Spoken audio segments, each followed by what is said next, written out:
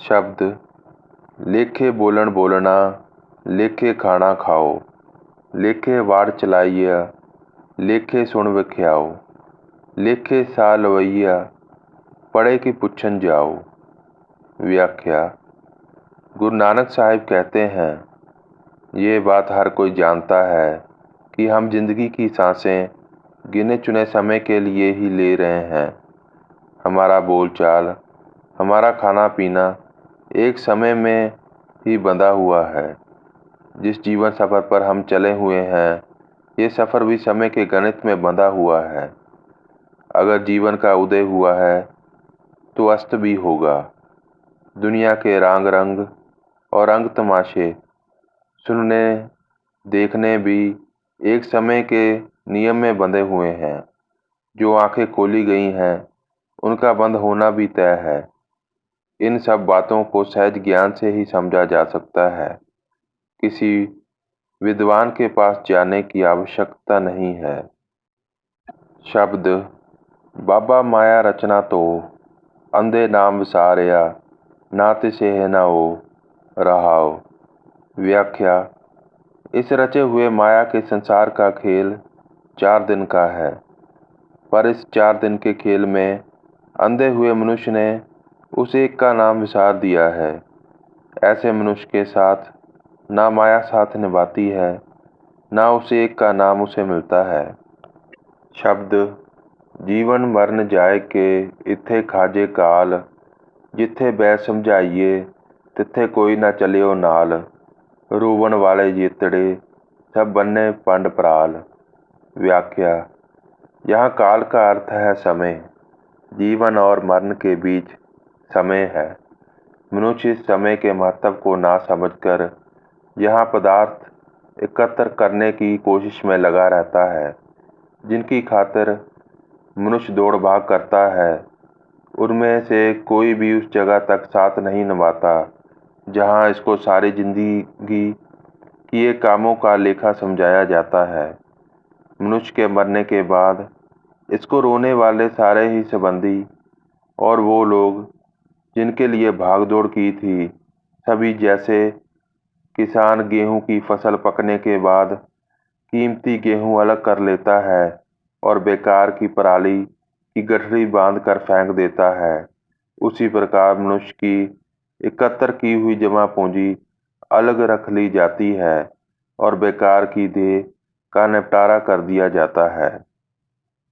शब्द सबको आखे बहुत बहुत, कट ना आखे कोय, कीमत किने ना पाया, कहन ना वड्डा होए। साचा साहेब एक तू, होर जिया केते लो। व्याख्या। हर मनुष्य अपनी समझ के अनुसार उस एक के बारे में एक से बढ़कर एक बातें कहता है, पर उस एक की कीमत कोई नहीं जानता। किसी को भी उसके पूर्ण अस्तित्व की समझ नहीं। किसी के कहने से कि वो इतना बड़ा है या महान है या कोई उसके आकार का कोई वर्णन करता है, तो वो उसकी की गई कल्पना ही है, प्रमाणिक स्पष्टता नहीं। गुरु साहिब कहते हैं, तू एक ही सदा कायम रहने वाला खालक है और सारे जीव जंतुओं पर तेरी रोशनी है। शब्द नीचा अंदर नीच जात, नीच हूँ अत नीच, नानक तिनके संग साथ, वड्डियों से क्या रीस। जिथे नीच संभालियन, तिथे नदर तेरी बख्शीश। व्याख्या। गुरु साहिब कहते हैं, नीच जातियों में जो सबसे नीच जाति है, उस नीच जाति में भी जो अति नीच लोग हैं, मैं वह हूँ। नीच होने से भाव अहंकार शून्य होना है। शून्य को क्या अहंकार होगा, उसके पास है ही क्या।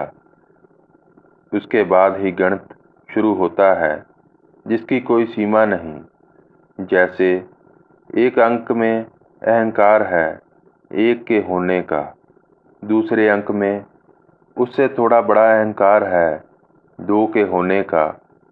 फिर जैसे जैसे गणित बढ़ता है, अहंकार भी पैर पसारता है। जितना बड़ा अंक होगा, अहंकार भी उतना ही बड़ा होगा। इसलिए नानक कहते हैं, मैं कुछ भी नहीं। एक रत्ती भी कुछ हुए तो वह अहंकार का प्रदर्शन होगा। फिर जैसे जात बढ़ती है, एक के बाद एक, दूसरी फिर तीसरी, अहंकार भी बढ़ता है। सब जातियों के ऊपर जो सबसे बड़ा है, उसका अहंकार कितना बड़ा होगा, अनुमान लगाना मुश्किल है।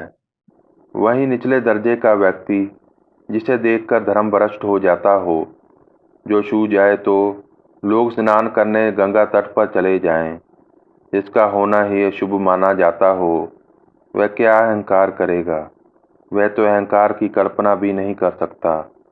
गुरु साहिब कहते हैं, माया की रचना में डूबे हुए लोग, जो अपने आप को दूसरों से अलग, बड़ा और महान मानते हैं, उनकी संगत करने से अच्छा है उन लोगों की संगत की जाए जो निचली जाति से संबंध रखते हैं और समाज में अछूत समझे जाते हैं।